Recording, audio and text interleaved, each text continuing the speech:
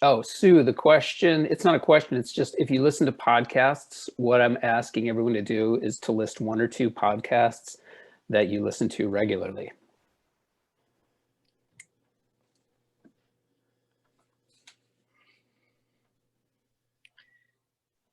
Okay, everyone. So why don't we just get started? It's about 4 after or 5 after, and I'll ask people, I'll admit people as they come in. I'd like to introduce John Kozicki from Michigan Rock School. And he's going to talk about podcasting today. And John knows a little bit about podcasting, which he'll tell you. And if you haven't listened to our podcast, we have 3 or 4 episodes of a podcast for currents. And maybe we'll talk about that later on. So take it away, John. Yeah. All right. So I guess first, I guess where my expertise lies, I run Michigan Rock School, which is a music school, obviously in Milford. And I also have a background in marketing. So it's kind of like a mix of both, coming at podcasts from perspective of utilizing it for marketing, but also understanding with my audio background what the logistics are involved in actually how to record a podcast, how to get it out into the world, and how to make it sound good. So I had asked everyone who does listen to podcasts to list the podcasts that they listen to. And what I'd like to do is like, I want to make sure everyone kind of feels like their questions are being answered, because I realize, some people have zero experience with podcasts. Some people listen to them all the time. So everyone's in a different place with this. Podcasts, I actually started listening to podcasts in like 2007. So some people may not even realize that they've been around for, it's like 13 plus years. So I want to make sure everyone kind of feels like pretty level as we get into this. So I'm probably going to have people answer some questions. So let's go through. Scott, you wrote that you listened to Heavyweight and Twit. I'm not familiar with either one of those. Can you explain, briefly, maybe what Heavyweight is and what you like about it? Can you guys see me? Yes. Mm-hmm. Cool. Yeah, actually, Heavyweight was introduced to me by a coworker, and I've only listened to maybe 3 or 4 episodes. And the essence of it is the host is helping someone either rectify something from their past, or an example would be if somebody was wronged in the past, they bring brothers together that have been having this weight on them that they eventually need to get rid of. So the example of the brothers, something happened 40, 50 years ago, they hadn't talked for decades, and the host was able to bring them back together and rectify the situation. Cool. And so now what do you do? Because that's probably unrelated to what you do for a living, right? Yeah, I do digital marketing for Community Choice Credit Union there in Milford and across the state. When do you normally listen to podcasts? So I really hadn't found time. Now that I work from home, there's a little more time where I'm not interacting with people face to face, where I'm just getting the work done and it's kind of going in the background. Yeah, great. Okay, Armchair Expert, Broken Record. That's you, Jen, and Andrea, Yeah. right? No, I have stuff you should No, she listens to, what is it? You stuff listen to you should know. Stuff You Should Know. Okay. All right. I listen So to Go ahead. go ahead with Armchair Expert. I'm familiar with both of those. Why don't you explain Armchair Expert? Armchair. Okay, it's a podcast with Dax Shepard, and he has a co-podcaster presenter, and they interview experts, usually college professors, and they talk about everything and anything. They also do celebrities as well. My favorite are the experts, and it's really fun and funny. Okay. Let's see. Sue, you listed AH and Darlingside. I'm not familiar with either of those. Can you share what one of them is? Is Sue still here? Did she step away again? And I don't know. Okay. All right. Let's see. What other comments do we have? We have, oh, Jen, did you list Adam Carolla? Yeah, that's the first one I started with, and that was a Okay. long time ago. And then Brene Brown, if you guys know her, Office Ladies is where they just recap shows of The Office, which is just mindless fun. Happiness Lab Okay. she's a professor, and Rolling Stone Music Now, which you guys all know I love Rolling Stone. All right. So I'll list a few of mine. I like to listen to regularly. I listen to Akimbo, which is Seth Godin. That's a marketing podcast. I listen to Mortified, which is a podcast where adults are reading their teenage journals. So like what I'm getting at with why I'm having people interact and share which podcasts they listen to is I think most people listen to podcasts often for entertainment, sometimes for education, but it doesn't necessarily have to be related to what they do for a living.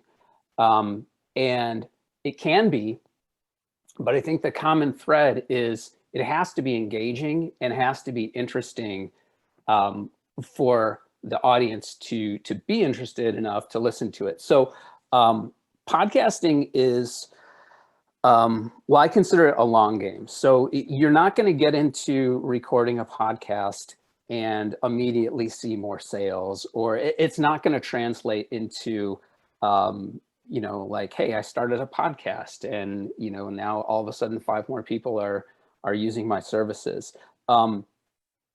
What it is it's giving you kind of a platform to build trust with your potential audience, because people are opting in. They're, you know, by choice listening to this. And we're living in a world where marketing now, I think, is more about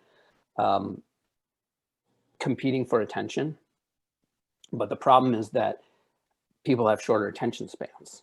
So podcasting is kind of like a long form medium. So the idea is like, if you're able to capture someone's attention with your podcast, they're investing in what you have to say. So you want to make sure that you are establishing yourself as an expert in whatever you're talking about. You're building trust so that when people are ready to, you know, use your services or buy something or whatever it is you're doing professionally, you've already given them reasons to trust you, and they're thinking like, oh, this person is reliable, and I think I'll go to them.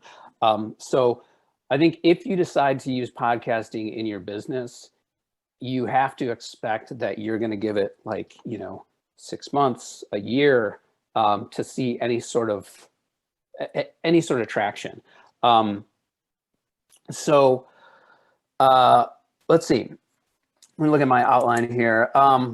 Now, the logistics involved in podcasting are really like what you're doing is you're creating, I guess it would be considered a radio show. You know, you have control over what you want to put out there, and you're putting it out there on a regular basis.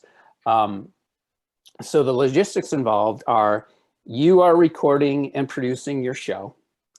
And then once you put it onto what's called a podcast host, then it's distributed out to things like iTunes, Google Play, Spotify. So that's the process. Like you create it, you put it on a host, and then it's pushed out and people can subscribe. So that when they subscribe, as you put new content out there, they are delivered that content automatically through their phones or whatever they're subscribing on. So let's see. I want to try and get back to, let's see if anyone put any more podcasts out there. No, they haven't. John, Sue Gollin just re-entered, and I think she has the ability to talk now. Okay. I don't know. Sue, can you unmute yourself now and talk? Not that I have anything good to say, but. Sue, so what I'm asking is the podcast that you listen to, AH and Darling Side, I'm not familiar with either one of those. AH with that was just like a comment. Darling Side, the podcasts I listen to tend to be music related. So it's like bands that put out music on a regular basis and stuff. Darling Side is one of my favorites, I guess. So Gotcha. Okay. So is anyone thinking about using podcasting for their business? Anyone in particular? Because I'd like to hear from anyone who is considering it or has been thinking like, hey, how could I use podcasting? I know the Shack, I mean, of course the VFAA and the Shack we're trying to figure out all kinds of different ways to reinvent ourselves. So I don't know if we haven't really thought about it, but I wanted to listen in on this and see what you have to say, knowing that from my perspective, just the podcast that I listen to personally, I'd like to know what other businesses are doing in terms of podcasts and right. we can adapt for the Shack. So that's my intent. Okay. So I would say the best advice I can give if you're considering using a podcast for your business is to not make it a commercial. And I think as business owners, as like people who are trying to sell something, we're always so focused on like, well, what is it that I do, and how can I get more people to buy into what I'm doing? And it like there's this really fine line between like putting out there what you do and making the message come across as salesy. And because people are opting into podcasts, if it's salesy, I think they're just going to completely not listen. I mean, the examples that we heard from people who listen to podcasts on this call is that they're not really listening to podcasts so much related to their businesses. They're listening to podcasts unrelated. They're listening to stories. And so I would say that most people who listen to podcasts are going to want to hear stories, and that's what's going to keep them engaged. I mean, if we go back to the podcast that Scott listened to, Heavyweight, Scott, that's 100% about stories, yes? Oh yeah, for sure. And I think, John, you're spot on there with that's kind of the struggle of businesses, is trying to come up with content that's entertaining and kind of nudges people toward your business. Your end goal is to not only entertain, but also to bring the customer or the member to you. And so I think we're in a good position. Community Choice Credit Union, we can deliver content that talks about mortgages or savings or things that people are doing in their everyday life. And the struggle is how to make that entertaining. It's somewhat relevant to what we're doing on social media, where we're trying to entertain but also inform. Exactly. Same thing with our blog. This is just another channel to get to them. But I'd be interested in you talking about it. It doesn't have to be at this moment, but the duration of the podcast itself. What I've been listening to, Heavyweight, it's probably 40 or 50 minutes in duration. I don't know what the optimal timing is, though. Sure. So I've got suggestions on that, but let me talk about your situation first with the credit union. Okay, so just like your instincts are saying, you can talk about mortgages, you can talk about checking accounts and savings accounts, like no one cares, right? To be quite honest, like no one's going to listen to a podcast about mortgages. And maybe other mortgage professionals, maybe other credit unions. And if that's the audience that you're trying to attract, then yeah, do a podcast about that kind of stuff. But then your market for your podcast is different from the market that you're trying to attract generally, right? Because then if you're talking about mortgages and you're talking about savings accounts and whatever else, you're just like you're hosting a podcast for other, credit union professionals. If your goal is to create a podcast that is going to put your credit union in a position where people, again, trust you and they look to you as an expert, then don't talk about that stuff. Talk about what like you listen to a podcast about interpersonal relationships. There's nothing wrong with you producing a podcast, maybe amongst like if you want to do it interview style or whatever, there's nothing wrong with you doing a podcast completely unrelated to like what the credit union does, but then you say like, this podcast is produced by the credit union or whatever. And like you slip that stuff in, but the content of the podcast should probably be about like, what people are interested in, if that makes Can sense. I interrupt? Can I Yeah. suggest, and I wrote it in here, why not like track some of your customers that have benefited by a mortgage, and there it's every one of those customers has a story, and probably some are more compelling than others. Or I see behind you have baseball stuff, but I'm sure the credit union sponsors different organizations, and I would go into what you do I would do that. There's a lot to talk about with your business. Yeah, that's great advice. Almost like member testimonials / their background story / how we've helped them, and not making that the focus, but making it kind of the result of here's what I dreamed of, here's what I wanted my life to be. I finally made it, and there's a little bit of here's how community choice helped us. Right, exactly. And it doesn't have to be all business oriented either. It can really delve into their personal story. Yep. Well, I didn't mean to come across as harsh that no one's going to listen about mortgages. No, I agree though. You're spot on. But so let me give you, I guess, a little my own thoughts about my business. So my business is music lessons, right? So one of the challenges that I always face with my business is on the front end, the person I have to convince to use my services is mom and dad, primarily mom, right? But once they're on board, the person that I'm serving is their 10-year-old son or their 8-year-old daughter or whoever it is. So I could not do a podcast aimed at like the 10-year-old kid. For one, 10-year-old kids don't listen to podcasts. But point is like if I put all this effort into a podcast that's for like the clients that we see, the kids, it's going to be ineffective because the parents are the ones who I have to get to first, right? So I have to figure out, well, what are moms going to want to hear about in a podcast? Wine. They want wine. There you go. Yeah. So like, what are moms going to want to listen to about a podcast? And, oh, by the way, I can give your kids music lessons. And I think like that's a better approach for a credit union who's considering a podcast. Like, well, what do my clients want to hear? And I think you could make it work, but you have to, again, it's a long game.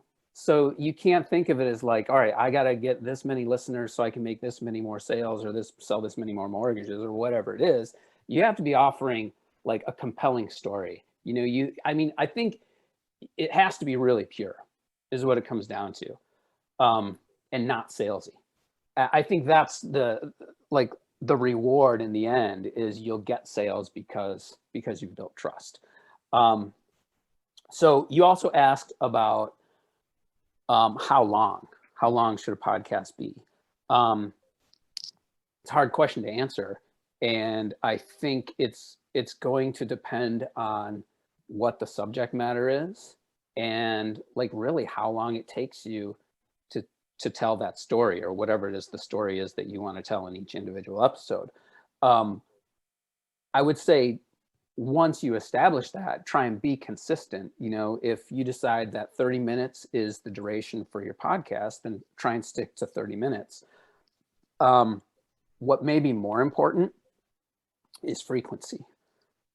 If you decide your podcast is 30 minutes and you put out your podcast every Tuesday at 10 a.m., then, on a weekly basis, you want to try and shoot for, Tuesday at 10 a.m. Because again, people are opting in, and like once they're on board, they're going to kind of expect, like, if it becomes part of their routine. Like I listen to podcasts when I'm mowing the lawn on Saturday afternoons, so I find that I tend to listen to the same podcast on Saturday afternoon when I'm mowing the lawn because it's part of the routine. So yeah, that's my suggestion. Not sure if that's exactly the answer that you were looking for. No, I appreciate that. That's very insightful. So I'm all for like any other questions, or if anyone has thoughts about like the marketing side of it, like how can they use it for marketing?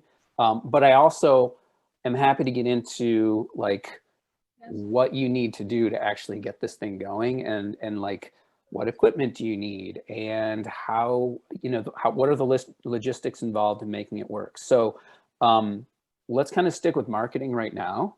So if anyone else has questions or thoughts related to either their own businesses, or if you want to say like, hey, this is my business, how can we use podcasting in our business, I'm happy to kind of offer suggestions. Hi, John. I'm going to peek in for a minute. Yeah. So I know you've done podcasting, obviously. I've listened to all of your stuff and your stuff with Jen. Are you currently doing something for Rock School? So interestingly, no, I'm not. I have done podcasts. I ran a similar music school when I lived in North Carolina. I did a podcast for the school then.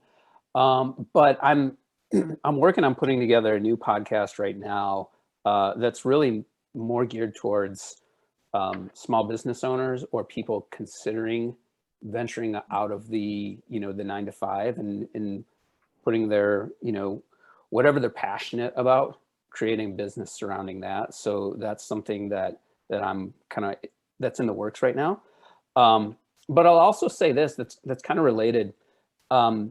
If you decide that you want to utilize podcasting for your business, or just yourself to kind of position yourself as an expert and, someone who's trustworthy, like you don't necessarily have to decide like if podcasting is your route to host a podcast. You could guest on podcasts.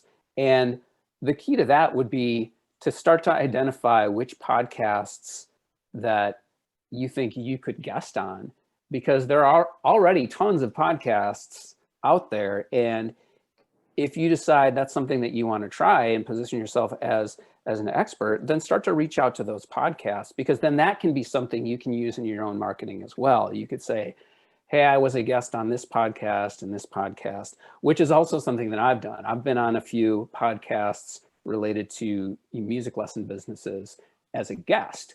So that's an option as well. I love Rock and Roll Refugees. I wish you guys would keep going with that one, but I know that ship is probably sailed. Well, so it's not just a little private joke between us. I'll kind of fill everyone else in on that. So Rock and Roll Refugees podcast was something that I did for fun. And I did it, the podcast was about the weird, funny situations that happen to people who play in bands from playing in bands. So if anyone's familiar with the movie Spinal Tap, it's essentially like those weird, funny stories that happen to musicians as a result of playing in bands. And I'll tell you, so I really enjoyed doing that podcast, but one of the challenges with producing that podcast is the amount of work that it took in the front end. Scott was asking, well, like, how long should a podcast be? Our goal with that podcast was about a 45-minute episode.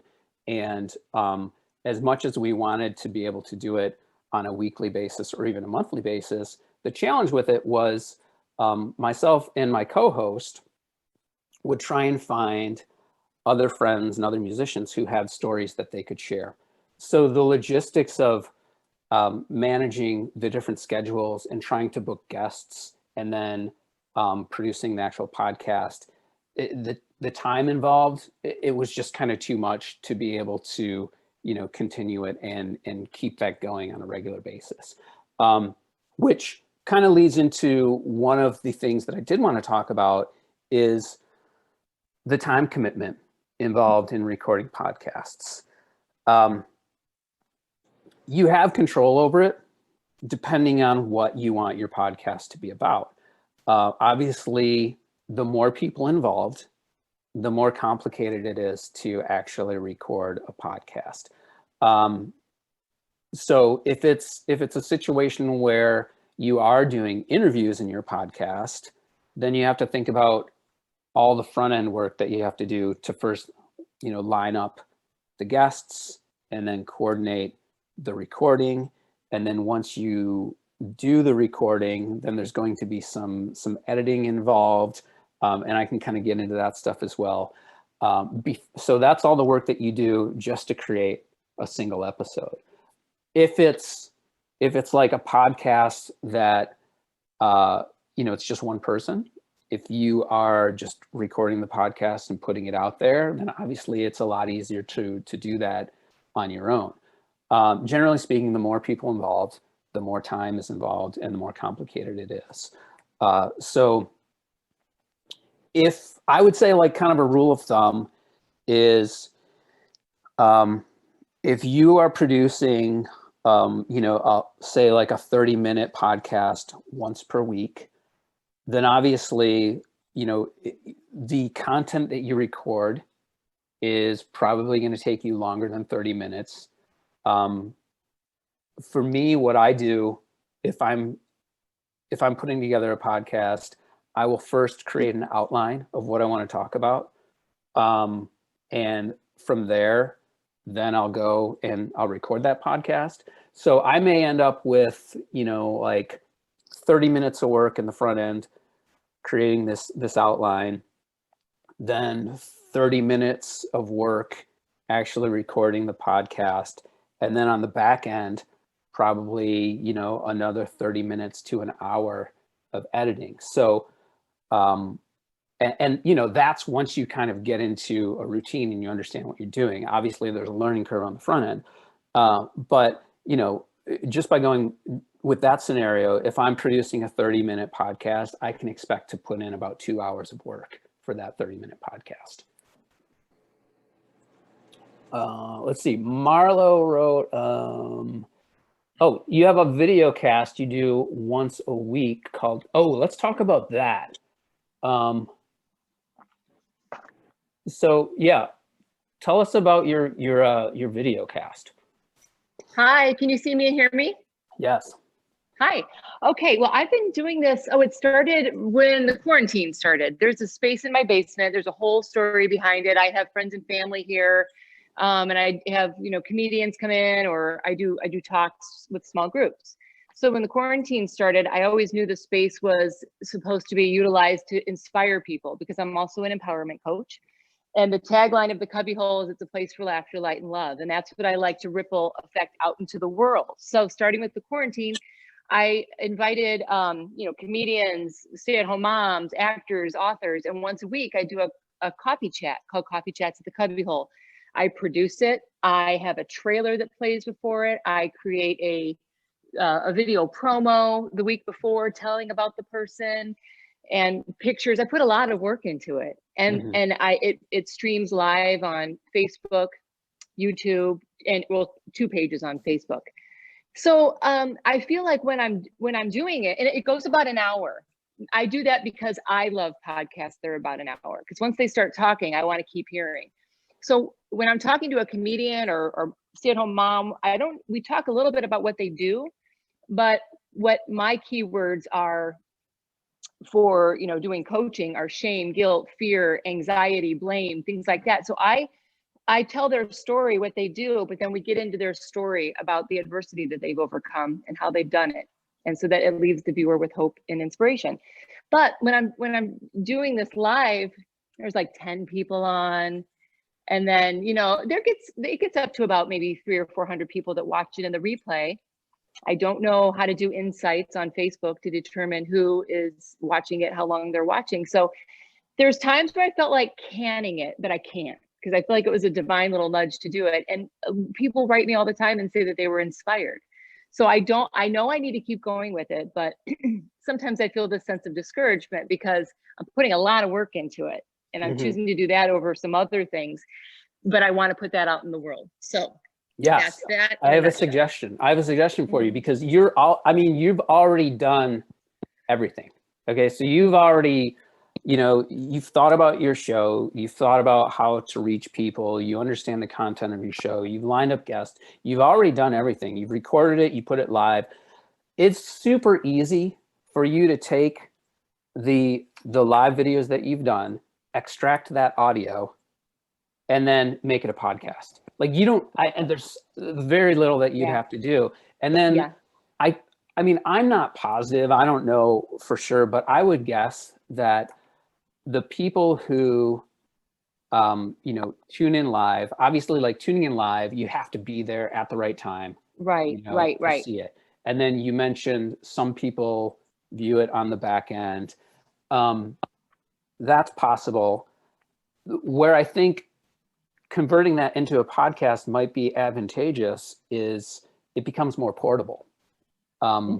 Because, True. you know, like if you have a video, well, like, how do you watch videos? Well, you're sitting there watching a video, right? There's not many people who go out, you know, walking in the neighborhood or whatever, looking at their podcast or cleaning the house and watching a video. So if you extract that audio, very simple to just like, you could do it as is. You've said you've already put music in the front end and the back end, you know. And a trailer. I have a trailer that goes with it. Yeah. Yeah. So, I mean, like if you have a trailer, so how far in advance do you have the trailer prior to the episodes that you run? Well, right when the show starts at 10, I run the trailer. I see. And then I talk for just a few seconds, you know, a little bit, just introducing the topic, the guest, and then I bring the guest in. Okay. And then that's it. If it's if they have like a promo video, I play their promo video just to give a little bit of a background as to what they do. And that's exactly like, I need to just figure out how to convert that, because people will say, do you have a podcast? You should have a podcast. I'm like, I do. It's a video cast. Just close your eyes is what I tell them all the time.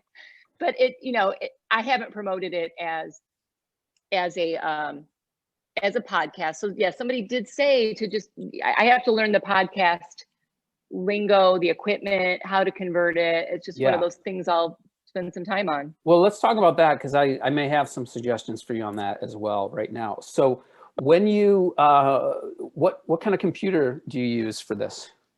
MacBook Pro. Perfect. It's really easy. So if you take your video, and you open up that video in QuickTime,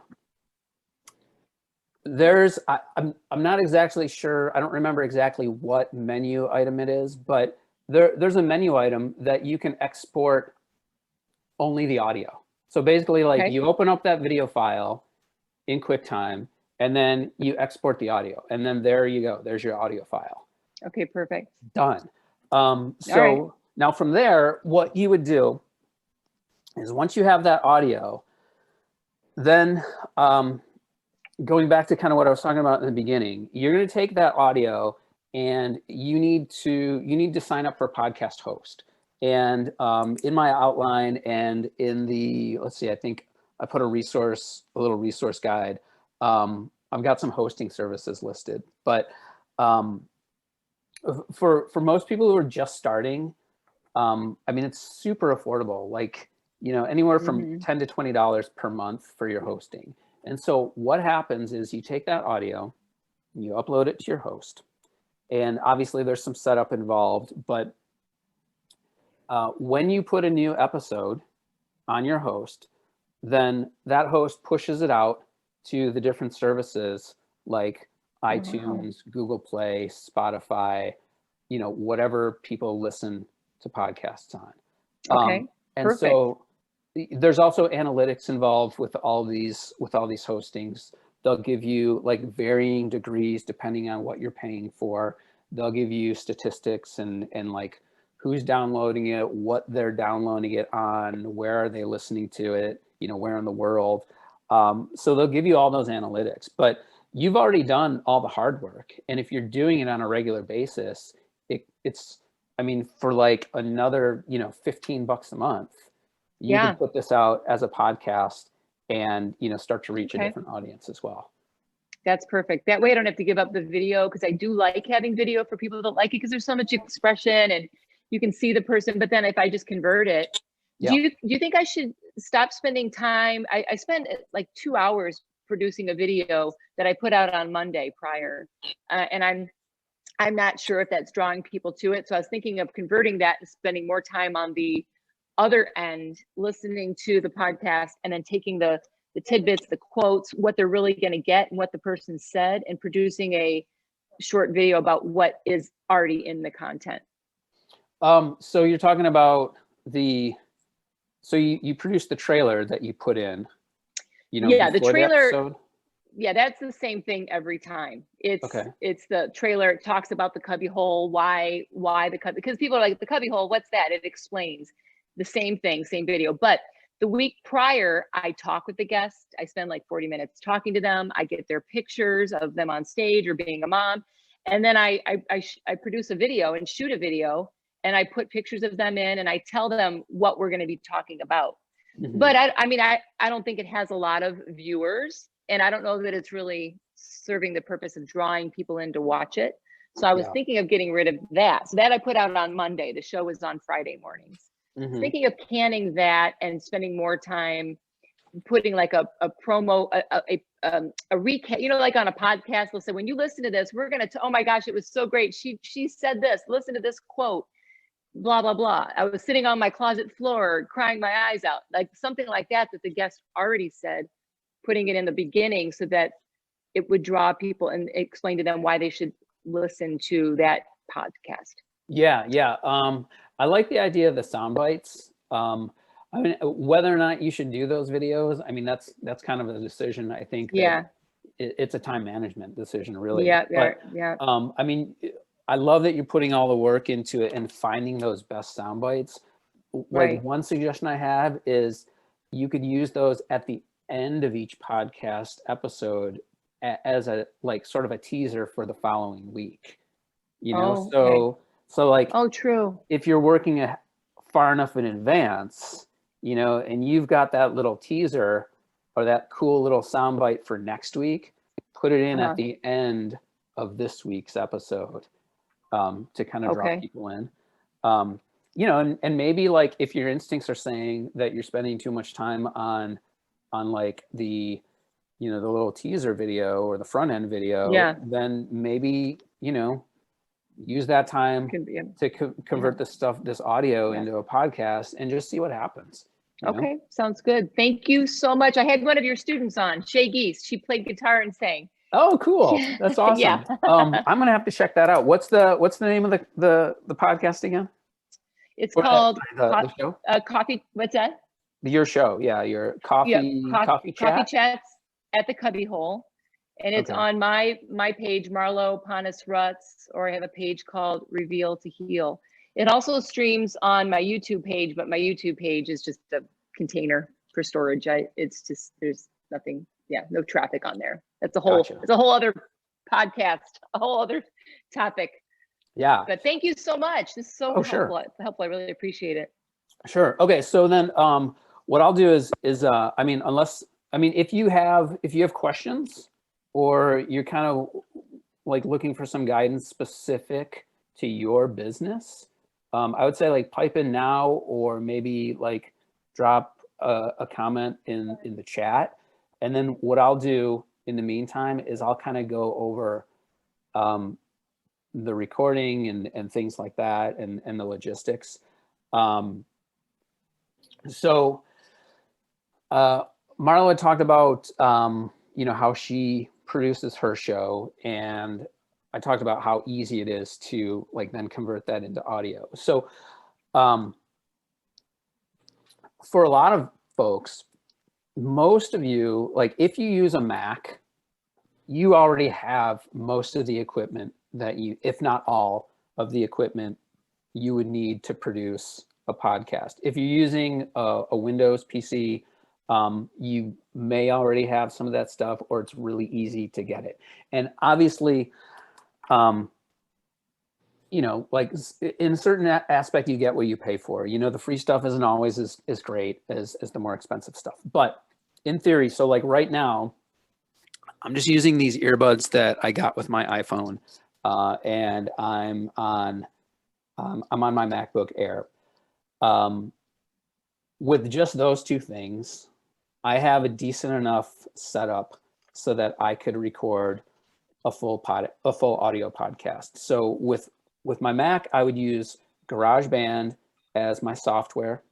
to record the audio, and I could just use this little microphone that's built into the AirPods or the whatever these are called, the ear pods, to record that audio. Now, if I wanted to get better sounding audio, then the first thing I'd want to do is I would want to get a better microphone. So they do sell USB microphones that sound really great, and a USB microphone in this little podcasting resources guide and equipment guide, I've got a few listed.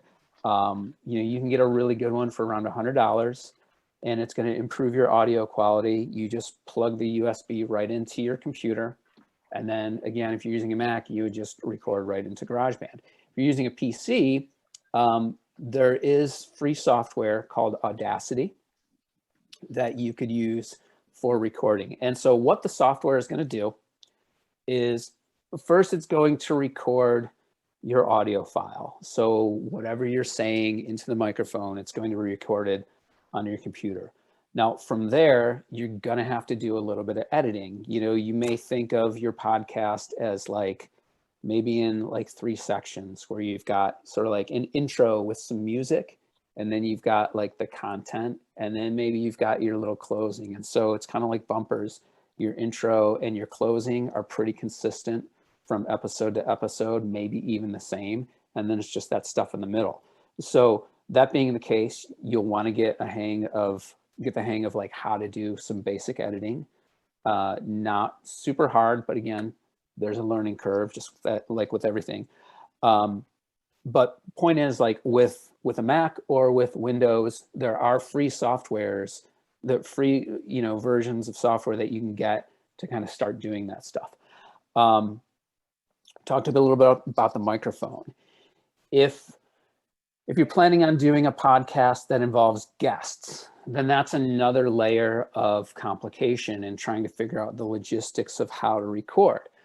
In a perfect world, which clearly we're not in right now, you may be face to face with your interview guests. And if that's the case, you want to make sure that your guest has a microphone and you have a microphone, and you're recording those 2 audio tracks separately. When you record those 2 audio tracks separately, you have more control over what you may need to do in mixing. Someone may start, when they start a podcast, maybe talking really quiet like this, and then all of a sudden they get into it and they talk louder. You're going to want to have control over sort of leveling that out. Again, all stuff that you can do in the software, but you want to sort of think about that ahead. Obviously, more people, more complications. You can use Zoom to record podcasts. Like if we wanted to right now, I know Jen is recording this podcast. Zoom is going to convert this into a video file and an audio file. If we wanted to make this into a podcast, what we would do is we go into Zoom and the recordings, and we would just pull that audio out, put it into our editing software, which is GarageBand or Audacity or whatever we're doing. And then we create our podcast from that. Let's see. I think we talked about submitting to iTunes, submitting your podcast to your podcast host. Then that goes out to the different podcasting directories, which again are iTunes, Google Play, Spotify, and whatever else people use to listen to. All of that stuff, which seems like really complicated, the podcast hosting services that you will use to like upload your episodes to, they generally have guides on how to submit your podcast to iTunes, because there is a review process.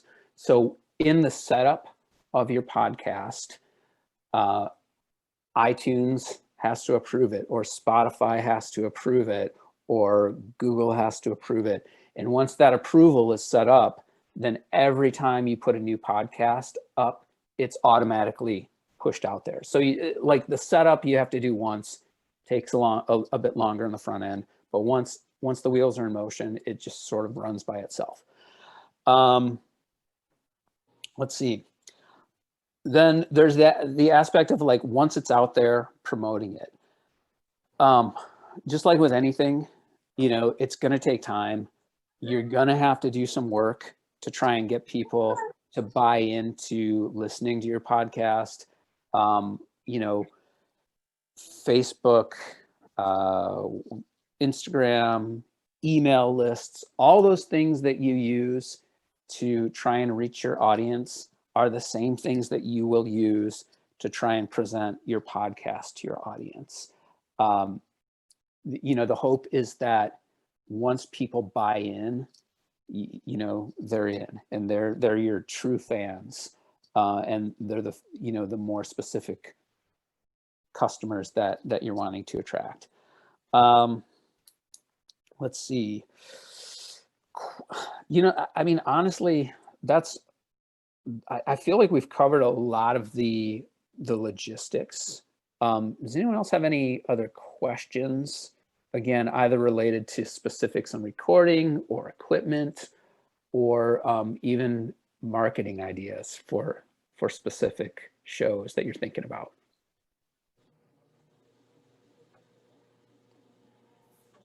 No, we're good.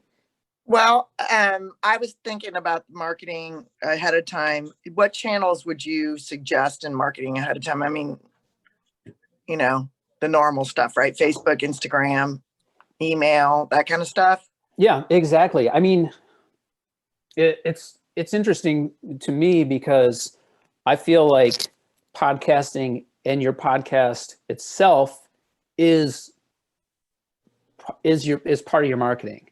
Right.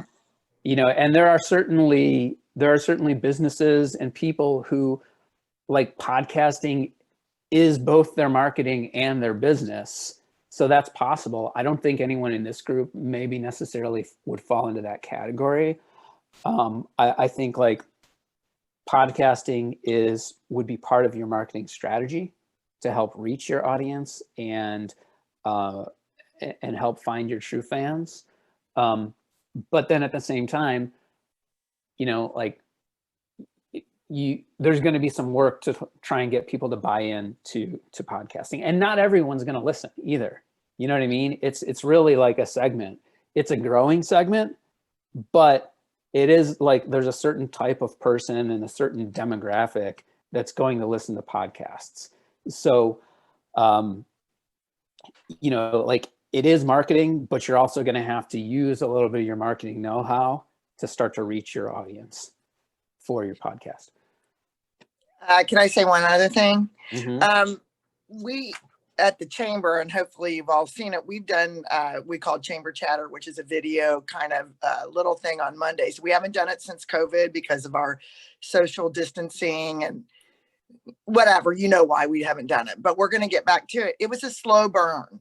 So everybody's got to realize that if you start something like this, it's like you will find your audience, but it takes a while.